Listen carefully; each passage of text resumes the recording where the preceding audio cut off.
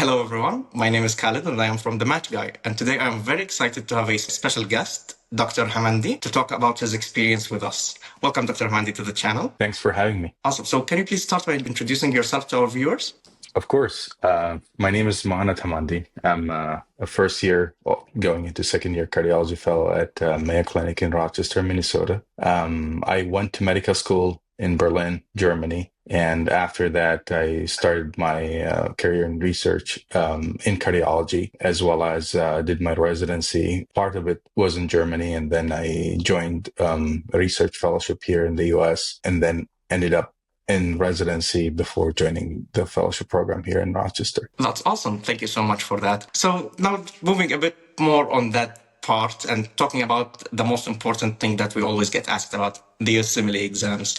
So I want to start, how important do you think is the step 2 or even the step 3 scores for applying both for residency and for cardiology fellowship for anyone aspiring to become a cardiologist? I think the basic answer and the obvious answer is important. The emphasis or the level of importance can be variable depending on your interest as well as your overall application. The reason why I say that, because like you can find people who ended up in different fellowships, competitive ones, and with average, slightly above average scores, sometimes even below average scores, if they have a strong CV, strong application that can support them throughout the math season, and especially contacts. You cannot compete for a competitive spot if you have a failed attempt or your score is way below average to the level that you're at risk of maybe failing the board exam or anything. That can be like a red flag on the application. But overall, I think now more and more we are realizing that the higher the scores, obviously the better, but there is also a limit that above certain scores, maybe 240 or something, that it doesn't matter much if you don't have a strong application. And if you have a strong application, even if you score below that, you will be fine. That's awesome. And there's also one question regarding the steps that also get asked, especially when applying for fellowships. Would the step 3 score also be something important to look for, or is it usually let's just pass it and get it over with as soon as possible? I think it's not as important as compared to residency, but obviously I've noticed many people talk about the cutoff of 220. I think it's just an artificial cutoff. Some people have it, some people don't. Obviously, they don't want to have an attempt on it, but if you pass it, I think you'll be fine. The score matters again to a certain extent, but not much. Oh, that's awesome. And by the way, for everyone that's listening and studying for the STEP exams, do not miss out on our high yield notes. These are gold. And the best part is that you could get them fully for free by signing up through the links that we will leave in the description of this video. And of course, if you need one-on-one tutoring, we're also happy to help with that. I'll also leave the link for that in the description of this video. So Dr. Hamdini, if someone would have a lower than average STEP scores, as you mentioned before, what else can they do to strengthen their applications to apply for competitive specialties? Well, it depends on the specialty, but if we're talking about residency, I think even for fellowship, I think the most important thing that you can do to strengthen your application is doing a research fellowship. And by that, I don't mean doing a 6-month or a 1-year fellowship. I think you need a full-fledged research time. Myself did 3 years here in the US and 1 year in Germany. I think you can do less than that, obviously, but I think it will depend a lot on the productivity, how much you publish, how much you present, how many contacts have you acquired throughout the time. And those things will help you significantly especially in subspecialty fellowships and residencies, competitive ones like the surgical subspecialties. And for medicine, which is not as competitive compared to surgical subspecialties, but it will be as competitive and even more if you are aiming for certain programs. Certain programs in the country will be very limited and highly sought after. In order to get into one of these spots, you need to have a strong application. Yeah, I do agree on that. And it's a good thing that you mentioned research. I wanted to talk a bit more about it. So you'd say that the research is kind of an important factor, not only for competitive fellowship applications, if someone would like that, but also for applying for certain prestigious hospitals around the US. Would you Yeah. say it's better to do it like before applying to residency or after residency, or it doesn't matter that much? I think it depends on your situation, obviously, but if you have the means and the time to do it before residency, I think it will set you up for success. That was my experience, and I'm sure that people did it the other way. The thing is, as soon as you graduate from residency, getting into fellowship is easier when you have research background prior to residency. Realistically speaking, your time in residency will be limited no matter where you are. Your research productivity will be limited too, since you will be busy clinically. And it will kind of sound odd if you become very productive in residency while being in like a fully clinical spot. That means like you did something that compromised your productivity, maybe clinical. And I think most of the people did some research time prior to residency, joined the residency program, focused on their clinical skills. When the time comes to apply to fellowship, their application will be ready. After residency, it can be done. The problem with that is that some fellowships would prefer graduates from residency as soon as they as the usual pathway. You finish residency, you join the fellowship right away. As the skill as a trainee is important, and people prefer that as a fellow. They don't want you to be out of training for a certain period of time and then join the fellowship. That might be a bit hard to navigate through. But it's possible. People have done it. If you have a situation with visa or lack of research, people do it all the time. It doesn't matter that much. But if you ask program directors, they prefer the path when you are fresh from residency joining the fellowship. That's awesome. Thank you so much for that. And of course, for anyone interested in learning more about research, I would highly recommend you check out the MAGA courses, which are going to be teach you the practical ways on how to do research. You can sign up through the links in the cards above or the description below. And of course, it's fully risk-free, which means you will get your money back if you are not satisfied. So, Dr. Hamdini, I would also like to touch up on some topic that you briefly mentioned, which is mentorship. It's, I believe, something not commonly discussed among applicants. How important do you feel mentorship is in your journey, and what important role did those mentors play in helping you match either in residency or even in fellowship? I think mentorship is obviously very important. And I was lucky to have mentors throughout the time from medical school in Germany who helped me in getting my research fellowship here in the US because we worked in the same research group. And then those mentors that I acquired here in the US helped me throughout the time in residency and fellowship and beyond, because this is the specialty that I'm seeing myself in. I think people will have a bit harder time to navigate if they acquire mentors in specialties that they are not interested, such like just to get into research or just to get into the country, which is fine, totally fine. I think you can use mentors in each stage differently, and you can use mentors throughout the time. I think mentors are important, and maybe the most important factor to here in the US when you come for research time, because mentors / connections are what you are after the research productivity. Yeah, I do agree on that. And I do believe having a good, strong mentor just put in a good word for you when applying for either residency or fellowship might actually help the applicant, let's say the most, not get screened out and take a better look at their applications. So if someone was not as lucky in landing maybe research positions, but they did match into residency, would they still have enough time to gain mentors maybe during their residency years and those years? Yeah, definitely. I think the mentorship during residency is as important and even sometimes more important than research mentorship. The reason why, because those mentors can see you and interact with you on a clinical and a research basis. That combination can be significant in terms of advocating for someone.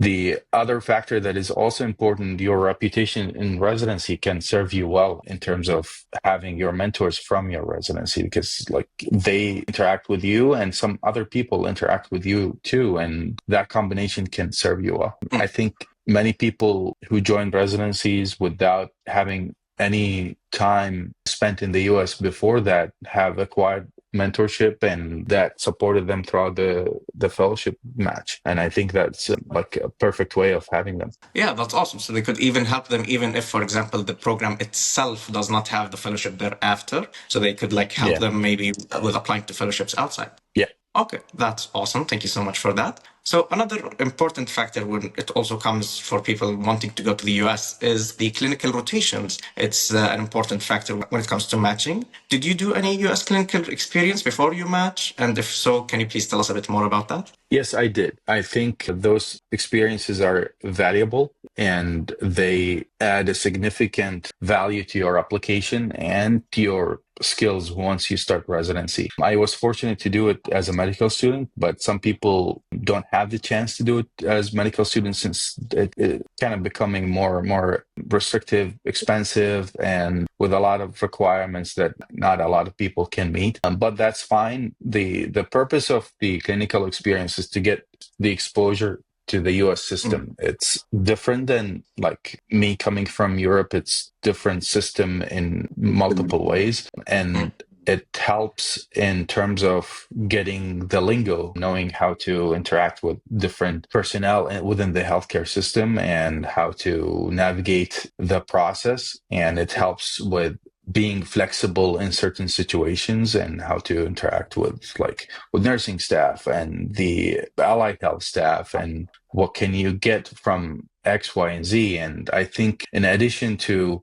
having the ability to write notes, presenting your cases and your patients to the senior residents and fellows and your attendings, and that by itself can add significantly to your learning as well as to your ability to navigate as an intern when you start residency. Those experiences are, as I said, are becoming harder to get, but even as an observer after you graduate medical school, it's still a valuable learning experience. And that's why many people with those skills ended up having a successful residencies since they kind of had the preview before they started. Yeah, that's awesome. And I do believe exactly what you said. Like, for example, the different, all around the world, the different medical system is not the same as in the US. It doesn't mean that the learning is different or like it's different medicine. But when they come to the US and like they find out those niche details on how they should interact with different medical staff, not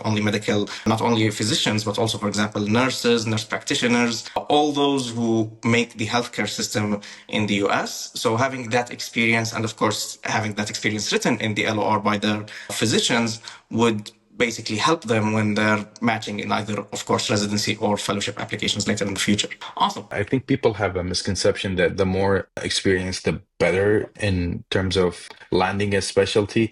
I think it will have a limit. You don't need to kill yourself by doing 1 year of rotations. Like if you have 4 or 5 months or maybe 3 months would be more than enough just to get you started into the system and like the way people interact. And that's it. Yeah, that's awesome. So it's basically quality over quantity type of thing. Yes. That's awesome. Thank you for that. So finally, after finishing all those things, and finally it's time to apply for the match season, before we dive into the application itself, do you have any advice in selecting programs? As you might know, for example, now a lot of programs introduced the signaling, which was kind of new. So is there anything that we should focus on when applying? You mean in terms of residency or fellowship? For both. I think they are different, to be honest with you. For residency, I would say that you need to look up those programs and find out who the residents are. And if they are similar profiles to you, then you should definitely apply. That doesn't mean that there are outliers that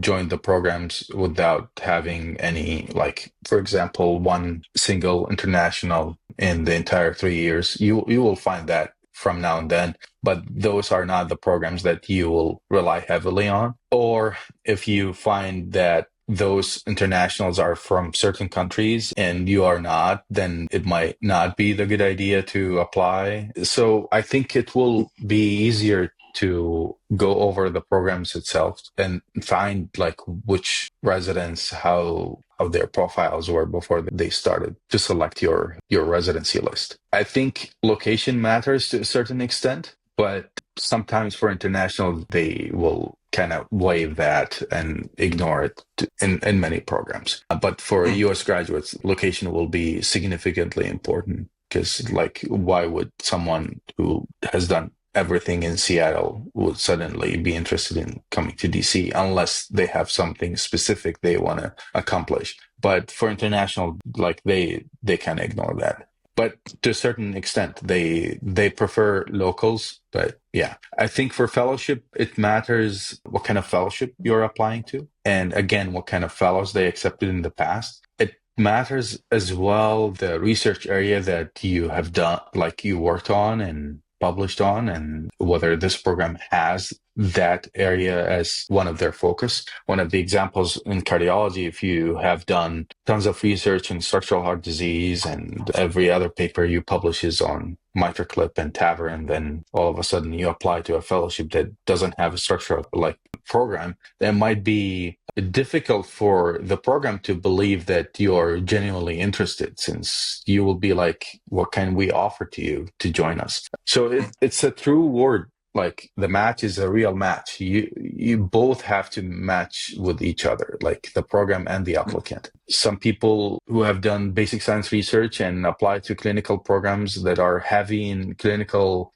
medicine, they don't match with each other, even though their research is highly sought after, but to a certain extent, to certain programs. I think that is very important to find out. For fellowship in residency, I think it to some extent, but not as important. It's mostly whether the applicant has a similar profile to the residents within that program. Yeah, that's awesome. Is very important info. And I do agree heavily, like if someone tailored their CV to a certain niche in a certain specialty or fellowship, for example, it would be kind of weird for the program itself if they don't have that specific niche that they focused on. But what about people who didn't have that experience? Maybe they couldn't be able to do research either before applying to residency or anything.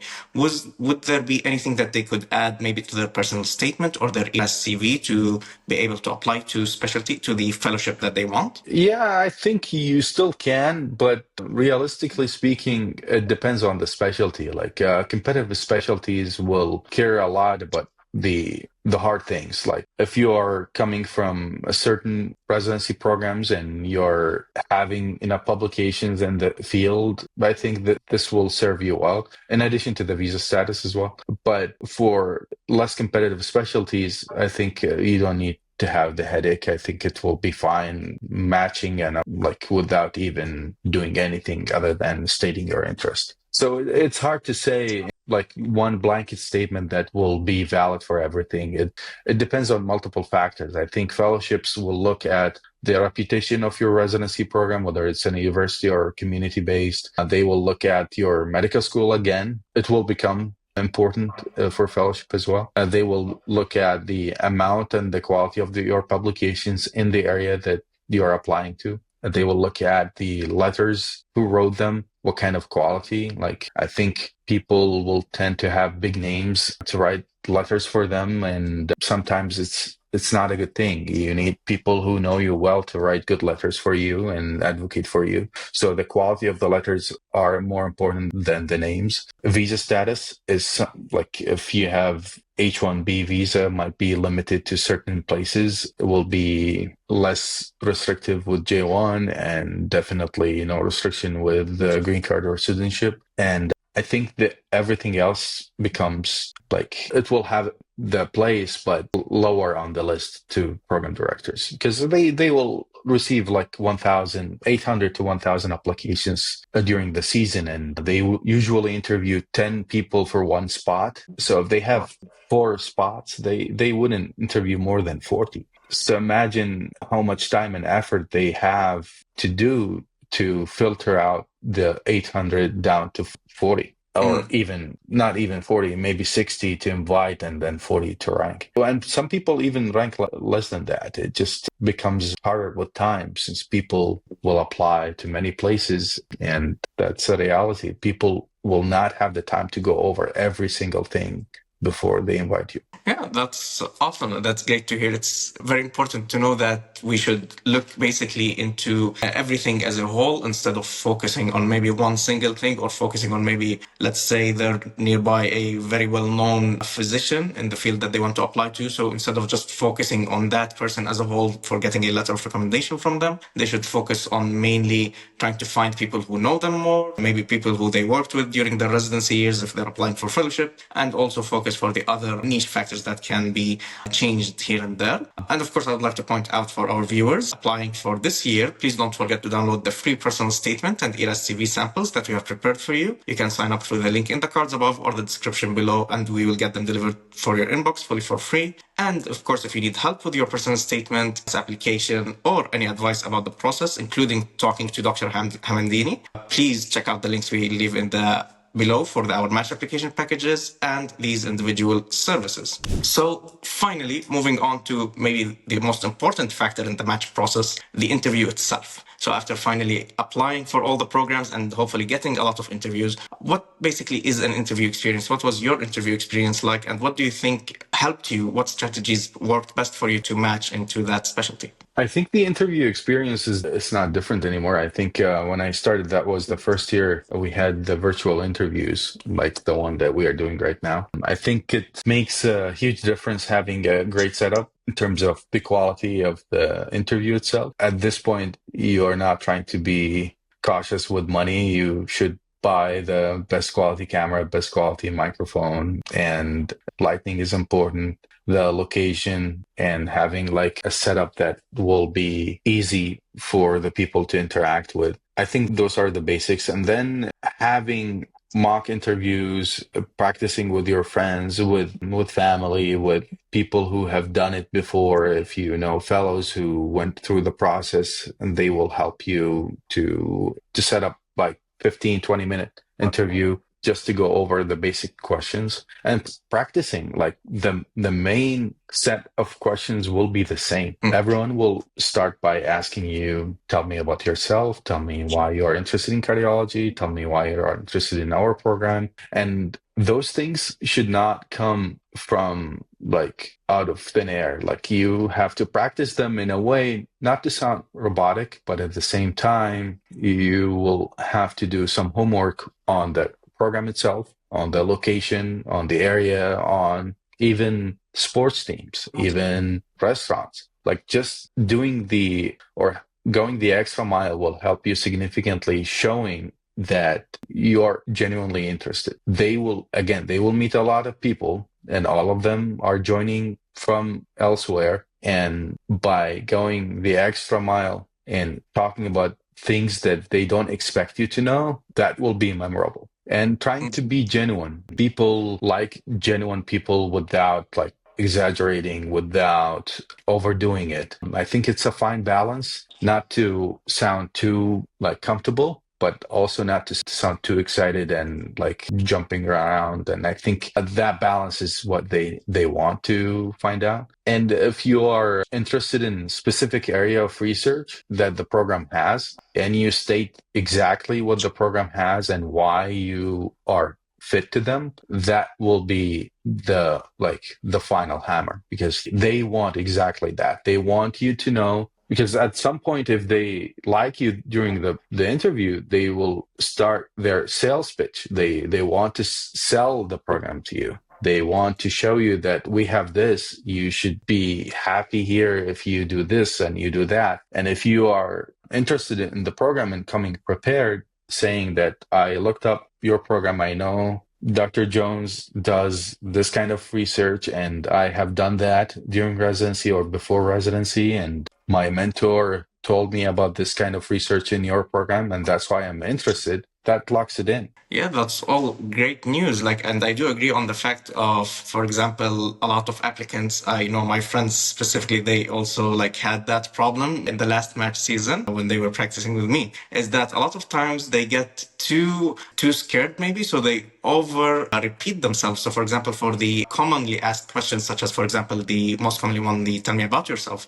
they sound so monotone, like they just memorized what they had to memorize for like 1 or 2 minutes, and then they just blurt it out. And then they have this list in their head. So when the programs ask them like an unexpected question, they just throw them off guard. So I think it's, as you mentioned, it's important to have like this back and forth type of thing. It's like a conversation instead of it being all stressful or like an exam where, oh, I memorized all the important details. I'll just like blur them out during the interview and I'll get my results. And also a point to note is you mentioned, for example, I could point out to the programs that I'm interested in, like, oh, I heard Dr. Jones is doing this type of research. I'm also interested in that. I have X, Y, and Z. So it's a good idea to point out that we don't just read the program details on the program website. For example, let's say it's internal medicine. I just read one page. I can take it the extra step and maybe find out who the physicians there are, what the roles are, and maybe if they published any research that I might be interested in. I could also have that as a talking point during the interview so that they could also remember me. As you said before, they have like thousands of applicants.